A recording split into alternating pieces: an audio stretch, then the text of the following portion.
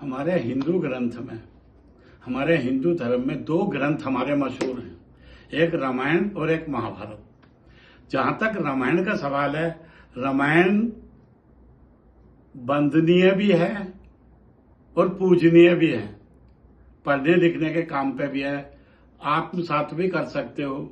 लेकिन उसके विपरीत जो महाभारत है वो वंदनीय तो है, अनुकरणीय नहीं है, उसका अनुकरण नहीं कर सकते हम। और इनके बारे में क्या है कि इनकी कथाएं, इनकी कहानियां सीधी सीधी अलग है उनसे जो निकल के साइडों में है। तो उसके बारे में यही कहा जा सकता है कि हरि अनंत, हरि कथा अनंता, बहुविध कहें सुने सब संता। तो उसका तो और छोर है नहीं। अब उसके अंदर अगर हम जाते हैं तो भगवान राम, तो भगवान बाद में बने हैं, पहले तो राम थे सीधे, मर्यादा में ये रहे हैं। इसके विपरीत रावण जो है ना, वो मर्यादा में नहीं है लेकिन धैर्य उसमें भी बहुत ज्यादा है। हमारे एक ऋषि हुए हैं, कंबन ऋषि साउथ के, उन्होंने रचना रची है रामायण की। उसके अंदर उन्होंने जो लिखा उसमें तमाम में रावण की कहीं कोई बुराई नहीं है, उसकी सब में अच्छाई है। अब क्या है क्या नहीं है वो तो अंधा चका चौंध का मारा, क्या जाने इतिहास बेचारा। इतिहास तो वो है जो लिखवाया जाता है, लिखते थोड़ी हैं। जो एक्चुअल में असल में इतिहास है उसे कोई नहीं जानता, वो तो सब लिखते हैं। अब मैं एक छोटा सा एग्जाम्पल आपको इसके बारे में देता हूं।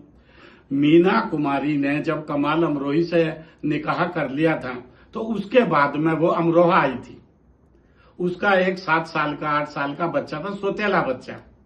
अब वो बच्चा ऐसी आवारा घूमता था क्योंकि कमाल अमरोही तो बॉम्बे में थे और ये वहां से इधर आ गई थी।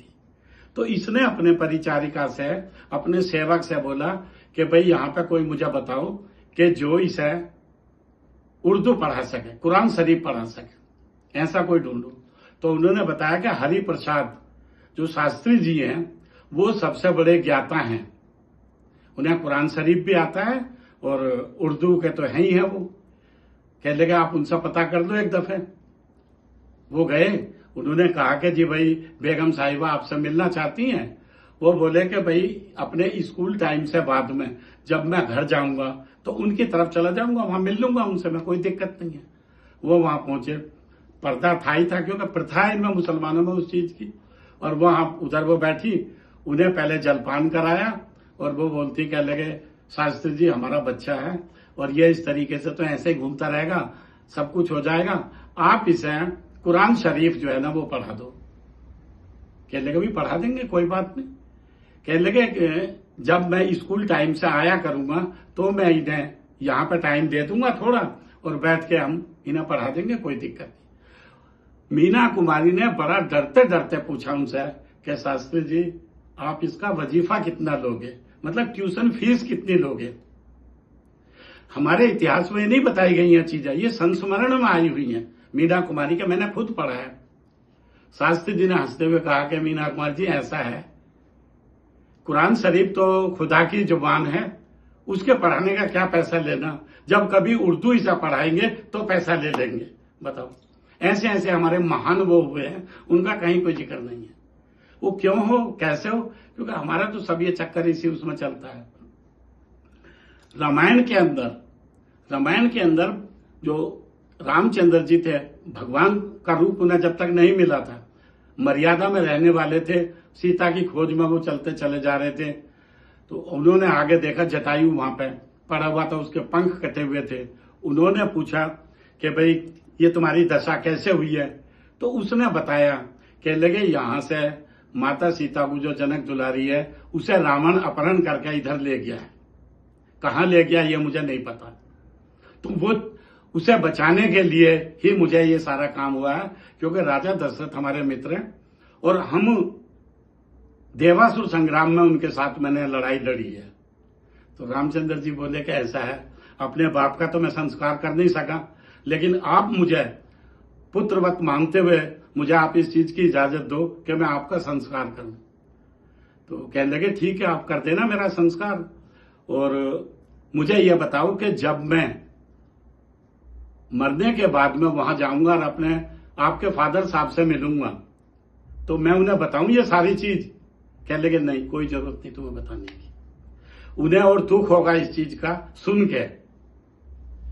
मैं ये कहता हूं कि आपने बताया कि रावण ले गया है, उसका अपहरण करके रावण ही जाके बताएगा उन्हें। उस वक्त बड़े गुस्से में आकर उन्होंने कही थी, जो मैं राम, जो मैं अपने पुत्र का, अपने पिता का सच्चा पुत्र हूं, जो मैं राम, तो कुल सहित कहे दशानंद आए। रावण कुल अपने परिवार के साथ में जाके और मेरे पिताजी को बताएगा कि क्या उसने करा था, फिर हमने उसका कैसे बदला लिया है। तो ये रामचंद्र जी ऐसा गुस्सा में आया, नंबर 1। दूसरी दफे उन्हें क्या था, जो गुस्सा आया था, उन्होंने समुद्र पर बांध बनाने के लिए, पुल बनाने के लिए समुद्र से रास्ता मांगा। समुद्र ने नहीं सुनी उनकी प्रार्थना। 3 दिन बीत गए वहां पे।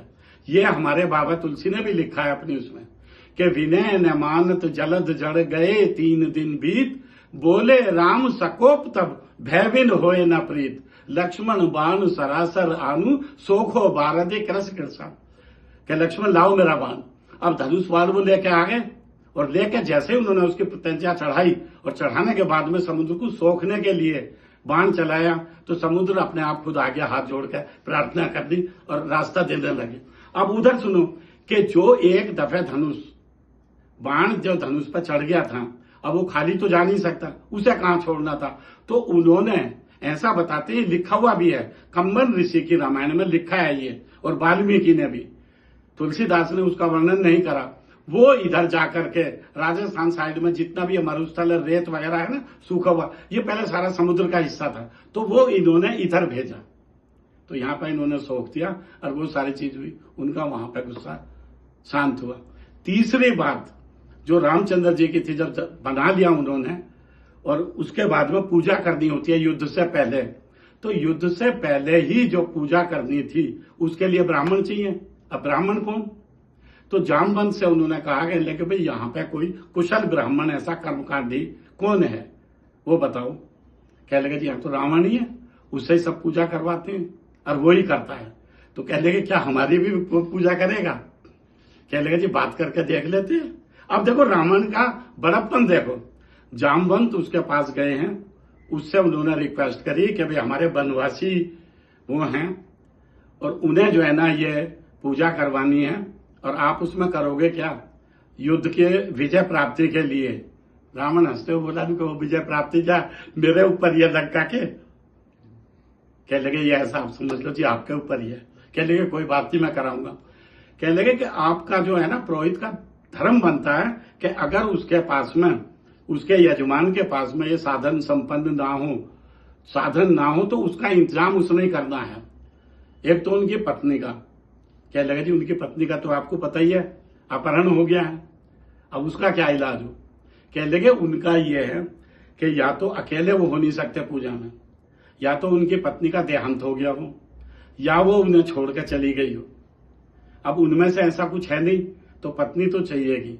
कह लगे वो इंतजाम भी आपने ही करना है। जामवंत बोले, कह लगे ठीक है, मैं सीता को लेके और आऊंगा वहां पर, पूजा करवाऊंगा, लेकिन एक चीज का आप मुझे वचन दोगे कि पूजा के बाद में जैसे मैं सीता को लाऊंगा वैसे ही वो वापस करनी है।